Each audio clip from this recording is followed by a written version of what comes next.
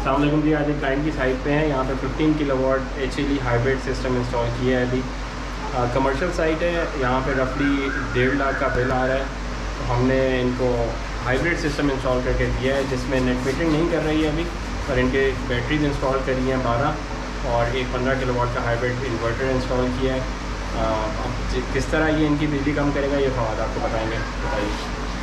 क्योंकि ये hybrid inverter है, ये नेट मीटरिंग भी कर सकता है, इसमें फैसिलिटी है, लेकिन कराची के हद तक सिंगल फेज़ पे नेट मीटरिंग अलाउ नहीं है, इसलिए इसका जो नेट मीटरिंग का फंक्शन है वो ऑफ रखा गया है। एडिशनली ये ऑपरेट कैपेसिटी में अभी रन कर रहा है। सिंगल फेज़ पे 15 किलोवाट्स का आउटपुट है। सिंगल फेज़ का फ़ायदा ये रहता है कि क्योंकि जो टोटल लोड है उसमें सर्च डिवाइसेस भी हैं, कुछ 3 से 4 नॉर्मल ACs भी हैं जो नॉन इन्वर्टर हैं, तो उनका जो सर्च कैपेसिटी जो होती है उसको आसानी से मैनेज करने के लिए 15 किलोवाट का सिंगल फेज़ बहुत अच्छा होता है, क्योंकि उसकी जो सर्च कैपेसिटी होती है वो 30 किलोवाट्स की होती है।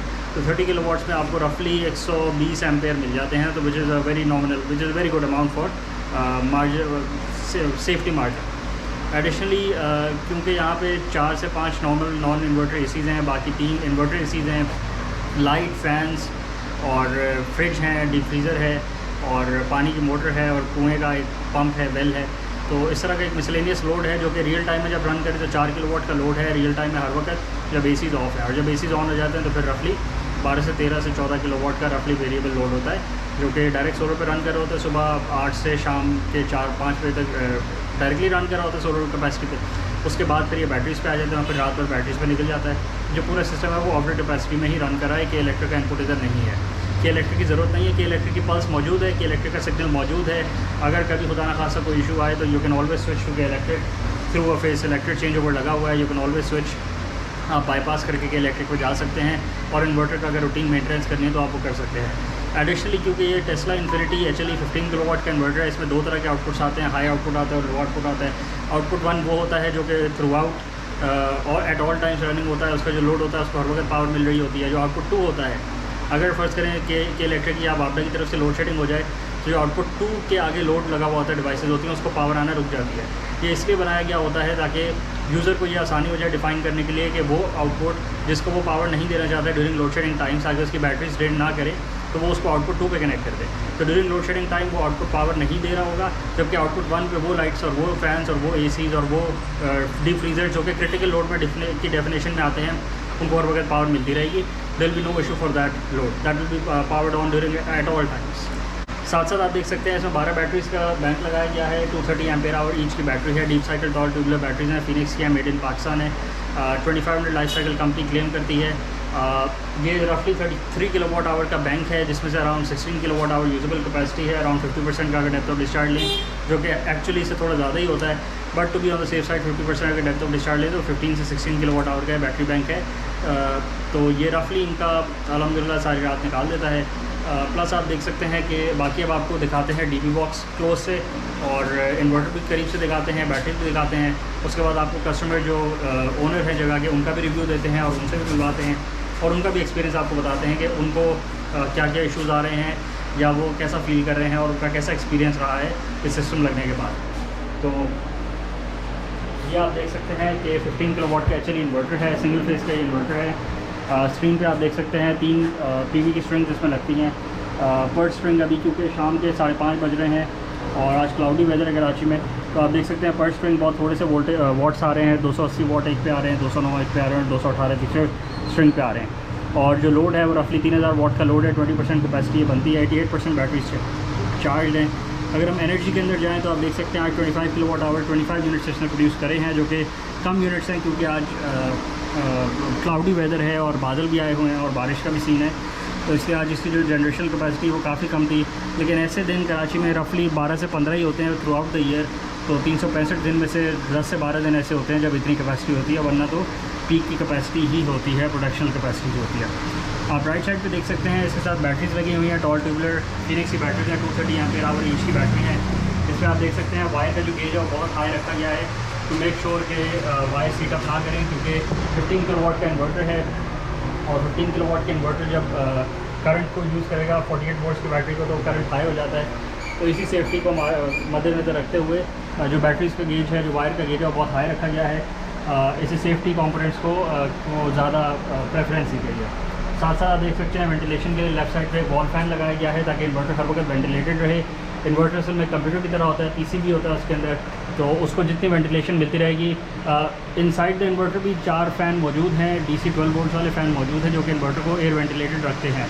बट अगर उसके अराउंड में भी एक बाहर वेंटिलेशन का फ़ैन आप लगा दें तो उससे जो एयर सर्कुलेशन है वो बहुत अच्छी रहती है और उसी के थ्रू फिर जो टेम्परेचर है इन्वर्टर का वो कम से कम रहता है, तो इन्वर्टर के जो फेलियर या मेल फंक्शन के चांसेस होते हैं वो बहुत मिनिमल हो जाते हैं। ये आप देख सकते हैं DV बॉक्स है, इसको खोल के दिखाते हैं आपको। इसकी एक राइट साइड AC साइड है और जो लेफ़्ट साइड है वो DC साइड है, दोनों साइड से सेपरेटली डिफाइन किया गया है।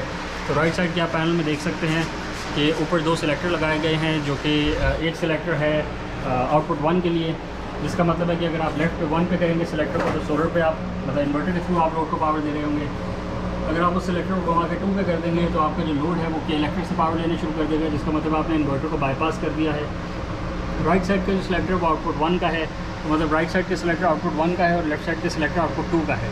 तो दोनों सिलेक्टर्स जो हैं वो जो लोड है उसको बाईपास करवा देते हैं। अगर आपने सोलर पे चलाना है तो आप सोलर पे चला लें, अगर आपने के इलेक्ट्रिक से बाईपास करना है तो आप के इलेक्ट्रिक से बाईपास कर दें। नीचे आप देख सकते हैं के इलेक्ट्रिक की MCC भी है 100 एम्पेयर्स की, उसके साथ आउटपुट 2 की MCC भी अलग है और आउटपुट 1 की MCC भी अलग है। अगर मैं पैनल खोल के आपको दिखाऊँ तो आप पैनल खोल के भी देख सकते हैं कि किस तरह का काम किया गया है और किस तरह की MCC भी लगाई गई है। तो बहुत हाई रेटिंग की लगाई गई है, बिल्कुल भी कोई ख्याल नहीं किया गया। कॉस्ट को बिल्कुल भी उसमें नहीं रखा गया कंसिडरेशन में कि कॉस्ट बचाई जाए और सस्ता सामान लगाया जाए, ताकि प्रॉफिट को नहीं देखा गया। चीज़ें बिल्कुल हाई क्वालिटी की ओवर साइज़ करके सेफ्टी मार्जिन को बहुत हाई रख के किया गया है ताकि जो कस्टमर के सिस्टम की लाइफ है वो ज़्यादा से ज़्यादा रहे और कस्टमर का जो बेनिफिट है वो ज़्यादा से ज़्यादा देखा गया है इसमें। अभी आपको लेफ़्ट साइड वाला पैनल भी खोल के दिखाते हैं। जो DC पैनल आप देख सकते हैं उसमें ऊपर DC SP फ्यूज़ेस लगे हुए हैं, जो PV की 3 स्ट्रिंग्स आ रही हैं उसमें 6 कनेक्शन है तो उसके लिए 6 फ्यूज़ लगाए गए हैं। नीचे PV की MCC भी हैं, 2 पोल MCC भी हैं। इसके राइट साइड पे आप देख सकते हैं कि MCC भी है जो बैटरी के लिए लगाई गई है ताकि जो बैटरी का डिस्कनेक्ट स्विच है ये वो है।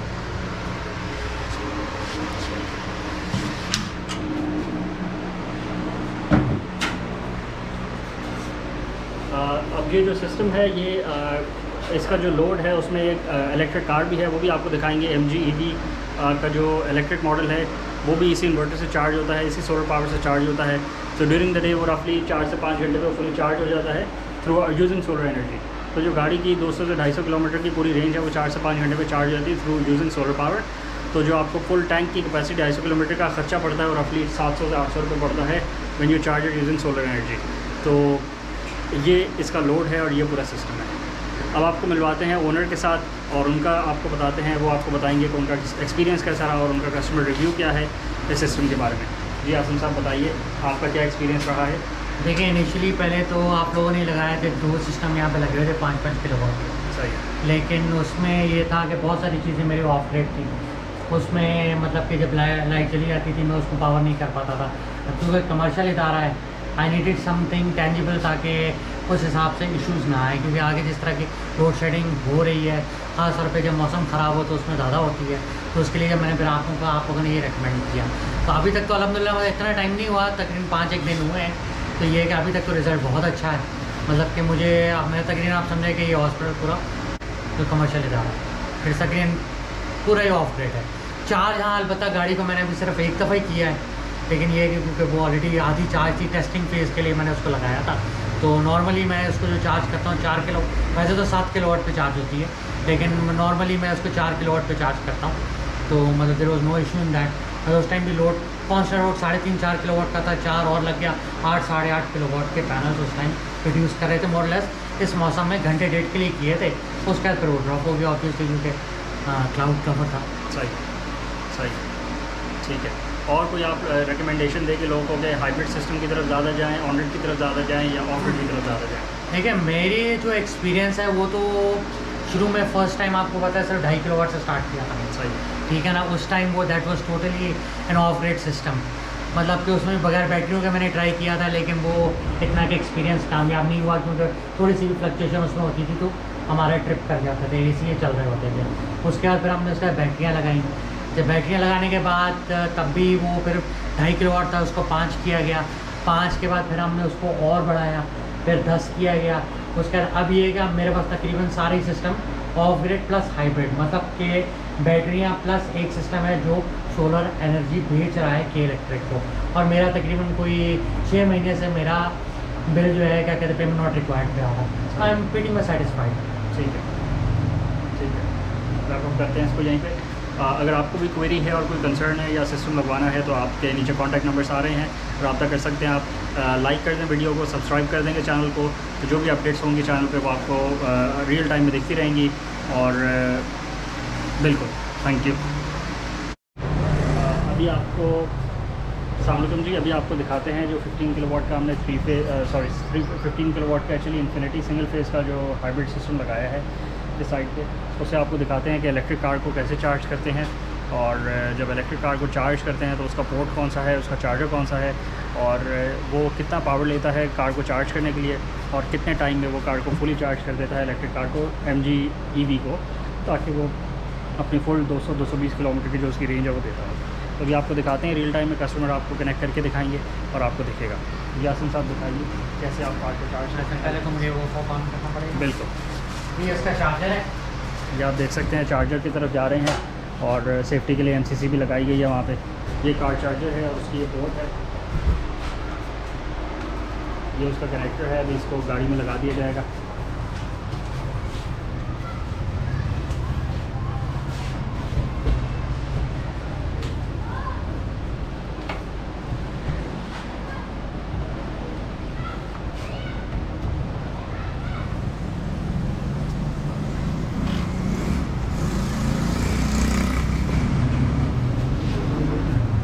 अभी आप देख सकते हैं कि 0 एम्पेयर सिखा रही है स्क्रीन, क्योंकि जो अभी कार चार्जिंग वो स्टार्ट नहीं हुई। अभी साइड पर बटन दबाएंगे तो कार चार्जिंग स्टार्ट हो जाएगी, और फिर आप देख सकते हैं कि एम्पेरेज जो है वो बढ़ती हुई नज़र आएगी।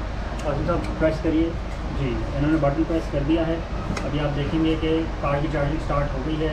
ग्रेजुअली करंट को जो है वो इंक्रीमेंट किया जाएगा चार्जिंग स्टेशन की तरफ से।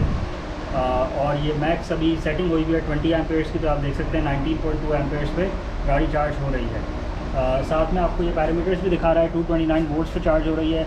रेटिंग जो सेट हुई है 20 एम्पेयर्स की हुई है। 0.01 kilowatt hours of energy has been charge into the cars batteries, और 29 सेकंड्स रिलैप्स हो गए हैं चार्जिंग को स्टार्ट किए हुए। और आप देख सकते हैं कि ये डेट वगैरह आ रही है। 32.4 डिग्री सेल्सियस का टेम्परेचर आ रहा है। तो बहुत ईजी मैकेनिज़्म है, बहुत आसानी से कार चार्ज हो जाती है।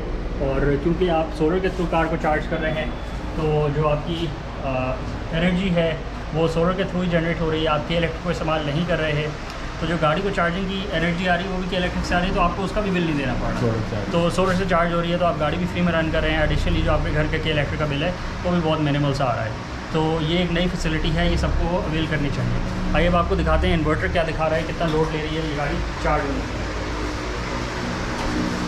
तो जैसा कि आप देख सकते हैं कि पहले जो रियल टाइम का लोड था वो रफली 3000 वाट्स का लोड था जब आपका मिसलेनियस लोड रन कर रहा था। तो अभी गाड़ी को चार्जिंग जब स्टार्ट करी है तो उसके बाद ये 7600 वाट्स का लोड हो गया है, जिसका मतलब है कि जो गाड़ी है वो रफली 4600 वाट्स ले रही है कार को चार्ज करने के लिए, which is a good number. अभी क्योंकि शाम का टाइम, शाम के 6 बज गए हैं, इसलिए PV प्रोडक्शन नहीं हो रही। लेकिन जब गाड़ी वैसे तो यहाँ पे दिन में चार्ज होती है, तो जब आप दिन में चार्ज करेंगे सो ड्यूरिंग दैट फिर आप डायरेक्ट सोलर पावर से ही लेके कार को चार्ज कर रहे होंगे, तो आपका बिजली का बिल भी नहीं आ रहा होगा, प्लस आपकी कार जो है चार्ज होती रहेगी, और आपका जो फ्यूल कंजम्पशन की जो कॉस्ट पहले आती थी वो भी आपकी ख़त्म हो जाएगी। तो अब जो सिचुएशन है उसके मुताबिक यही एक सिनेरियो अवेलेबल है कस्टमर्स के पास कि वो अपने पूरे जो होम्स का लाइफस्टाइल है उसको चेंज करें, इलेक्ट्रीफाई करें अपने लाइफस्टाइल को, और जो इलेक्ट्रिसिटी की कंजम्पशन है वो ख़ुद जनरेट करें अपने घर पे। इलेक्ट्रिसिटी जनरेट करने का मेकनिज़म एक ही मौजूद है जो वायबल एट द मोमेंट, वो है सोलर पावर। सोलर पावर के थ्रू आप अपनी इलेक्ट्रिसिटी जनरेट करें अपने होम पे, सेल्फ कंज्यूम भी करें, और अगर हाइब्रिड सिस्टम आप लगवाएंगे तो जो एक्स्ट्रा जनरेशन आप करेंगे वो के इलेक्ट्रिक जब आपदा को आप सेल कर सकते हैं, उसके थ्रू आप अपना बिल कम कर सकते हैं। As low as payment not required आप जा सकते हैं, जिसका मतलब है कि आपने बारडा के इलेक्ट्रिक को बिजली का बिल नहीं देना। साथ साथ आप जो अपनी मोबिलिटी है, जो आपकी ट्रांसपोर्ट है, उसकी कॉस्ट भी कम कर सकते हैं by buying electric cars and then shifting to electrical energy. और इलेक्ट्रिक कार्स को चार्ज करने के लिए भी आप सोलर पावर की जो एनर्जी है उसको यूटिलाइज़ करें, ताकि कि इलेक्ट्रिक कंजप्शन आपकी फिर कम से कम हो जाए और आपकी जो ट्रांसपोर्ट या मोबिलिटी की जो कॉस्ट है वो भी कट डाउन हो जाए। तो अब जो करंट रिसेशन या जो भी इकोनॉमिक डिफ़िकल्ट टाइम्स है उसमें अपने आप को सर्वाइव करने के लिए और सस्टेन करने के लिए यही दो मॉडल्स हैं कि अपने आप अपने घर पे सोलर लगवाएं, प्लस उसको खुद यूटिलाइज़ करें, एक्स्ट्रा के इलेक्ट्रिक को सेल करें और अपनी जो मोबिलिटी और ट्रांसपोर्ट है उसको भी इलेक्ट्रीफाई कर लें। Thank you. अस्सलाम वालेकुम जी, ये वही साइट है जहाँ पे हम नीचे आपको infinity HLE 15 kilowatt single phase inverter दिखा रहे थे। ये उसी का रूफटॉप है। इस पर सिर्फ़ और सिर्फ 15 किलोवाट इन्वर्टर के पैनल्स नहीं हैं, क्योंकि रूफटॉप पे आपको बताया था कि यहाँ पे मल्टीपल इन्वर्टर्स मौजूद हैं, ऑपरेट इन्वर्टर भी मौजूद हैं, हाइब्रिड भी मौजूद हैं, ऑन-ग्रिड भी मौजूद हैं। और अब आपके सामने जो नया इन्वर्टर लगाया है 15 किलोवाट का HLE इन्फिनिटी सिंगल फेज़ में हाइब्रिड इन्वर्टर लगाया है वो भी मौजूद है। तो इसलिए आपको जो सोलर पैनल्स दिख रहे हैं वो अराउंड 50 किलोवाट से टोटल जनरेशन कैपेसिटी के सोलर पैनल्स दिख रहे हैं, मगर ये सेग्रीगेटेड हुए हुए हैं। 5 किलोवाट के पैनल से एक इन्वर्टर को जा रहे हैं, 5 के दूसरे इन्वर्टर को जा रहे हैं, 9 किलोवाट के पैनल से एक हाइब्रिड इन्वर्टर को जा रहे हैं। तो ये मिक्स एंड मैच है यहाँ पे। और टोटल जो जनरेशन कैपेसिटी है रूफटॉप की वो 50 किलोवाट्स की जनरेशन कैपेसिटी है। साथ साथ आपको दिखा सकते हैं, क्योंकि ये साइट को जो इनिशिएट किया गया था वो 2018 में किया गया था, तो यहाँ पे आपको पॉलीक्रिस्टलाइन 330 वाट्स के जिंको के टियर 1 के पैनल्स भी मौजूद हैं, वो भी दिख रहे हैं। प्लस आपको Trina 345 watts half cut PERC panels भी मौजूद हैं, वो भी दिख रहे हैं। और आपको यहाँ पे ट्रीना के जो लेटेस्ट पैनल्स हैं 650 watts monocrystalline half cut panels है, 650 वाट्स का बड़ा मॉड्यूल होता है, वो भी मौजूद है। तो यहाँ पे आपको काफ़ी 4 से 5 तरह के पैनल्स और 535 जिनको के मोनो टाइगर सीरीज़ के हाफ कट पैनल्स है वो भी मौजूद हैं, वो भी आपको इस साइड पे दिख रहे होंगे।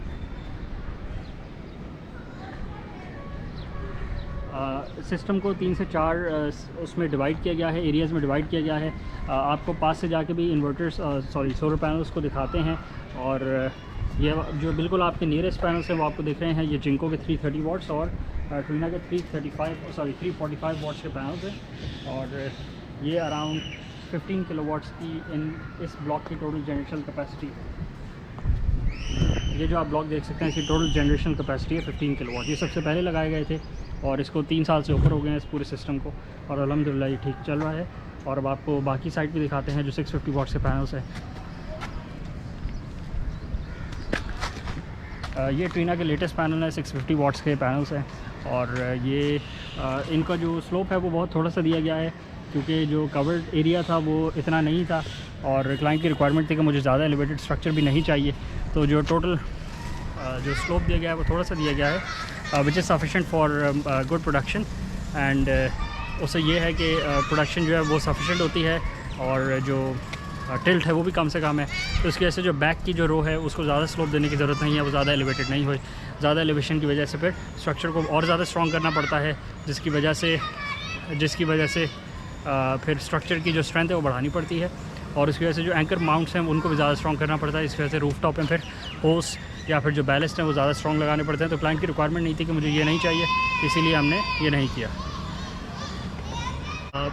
जो करंट इकोनॉमिक सिचुएशन है पाकिस्तान की, जिसमें जो इलेक्ट्रिसिटी है वो महंगी से महंगी तर होती जा रही है। आपके सामने है टैरिफ के इलेक्ट्रिक का 25 रुपीज़ का रेजिडेंशियल यूनिट आता था कुछ टाइम पहले तक, अब वो अराउंड 50 से 60 रुपीज़ का भी आ रहा है टैक्सेस को इंक्लूड करें तो जो करंट सिचुएशन में जो एक ही ऑप्शन है कंज्यूमर्स के पास वो यही है कि वो सोलर पावर के ऊपर जाएँ, ऑफ ग्रिड सिस्टम्स की तरफ जाएँ, ताकि ज़्यादा से ज़्यादा सेल्फ़ कंजम्पशन की तरफ जाएँ और इंडिपेंडेंट अपनी ग्रिड लगा के बैठ जाएँ। क्योंकि जितनी महंगी इलेक्ट्रिसिटी हो जाएगी पाकिस्तान में, उसमें ये फ़ीज़िबल नहीं रहेगा कस्टमर के पास कि वो के इलेक्ट्रिक या वापडा से इलेक्ट्रिसिटी ख़रीद कर अपनी कंज्यूम करे। एक ही ऑप्शन है जो पीछे 3 से 4 साल में एक ट्रेंड चला था पाकिस्तान में, ऑन ग्रिड सिस्टम्स की पॉपुलैरिटी। ऑन ग्रिड सिस्टम्स को पुश किया गया था कि on grid system is the only solution, maintenance free solution. वो सोल्यूशन तो है, it is a viable solution, it does what it has to do, but उसमें फिर वो एक ड्रॉबैक मौजूद रहता है ऑन ग्रिड सिस्टम में कि ड्यूरिंग लोड शेडिंग वो टर्न ऑफ कर जाता है और वो ख़ुद भी डिसेबल हो जाता है। दूसरी बात यह कि ऑन ग्रिड सिस्टम जो है वो आपने के इलेक्ट्रिक को ही सेल करना है, तो के इलेक्ट्रिक ने ही मार्जिन तय करना है, उसी ने टैरिफ तय करना है। At this point in time के इलेक्ट्रिक को ज़रूरत है इलेक्ट्रिसिटी की, तो आपको मार्जिनल टैरिफ दे रही है, 35 रुपीज़ का आपको बेचती है, 20 रुपये का आपसे ख़रीद लेती है। इन द कमिंग ईयर्स वो टैरिफ कम से कम होएगा जिस पर के इलेक्ट्रिक आपसे ख़रीदेगी, तो कंज्यूमर उसके लिए कुछ नहीं कर पाएगा। जैसे के इलेक्ट्रिक ने टैरिफ बढ़ा दिया, 50-60 रुपये का कर दिया, तो कंज्यूमर कुछ नहीं कर सकता उसके अगेंस्ट। इसी तरह जब के इलेक्ट्रिक अपना जो बाय का टैरिफ है वो कम कर देगी, तो उसमें भी कंज्यूमर के जो राइट्स हैं वो कौन प्रोटेक्ट करेगा, यहाँ पे आपको पता है। तो इसी तरह फिर कंज्यूमर को अपने आप को जो डिस्टेंस कर लेना चाहिए, जो डिस्कोस हैं और जो जनरेशन कैपेसिटी के प्लांट्स हैं उनसे सेपरेट कर लेना चाहिए। कोशिश करनी चाहिए कि ऑफ ग्रिड सिस्टम्स लगाएं या हाइब्रिड सिस्टम्स लगाएं। हाइब्रिड सिस्टम में ये है कि आज you will get the benefit of both the worlds, तो आप सेल भी कर सकते हैं, आप कि इलेक्ट्रिक को बेच के जो अपना मार्जिन है वो भी उठा सकते हैं नेट मीटर के थ्रू।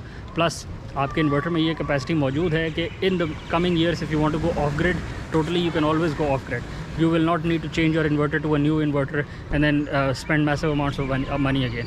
तो ऐसे भी कर सकते हैं आपके बैटरीज़ के बगैर हाइब्रिड सिस्टम को as a on grid system आप अभी आज चला लें, और जब आपको इन द कमिंग ईयर्स अगर ऑफ ग्रिड जाने की ज़रूरत पड़े तो आप उसमें कन्वर्ट कर सकते हैं। हाइब्रिड सिस्टम की जो ROI है वो भी कम है compare to an off grid system, compare to on grid system.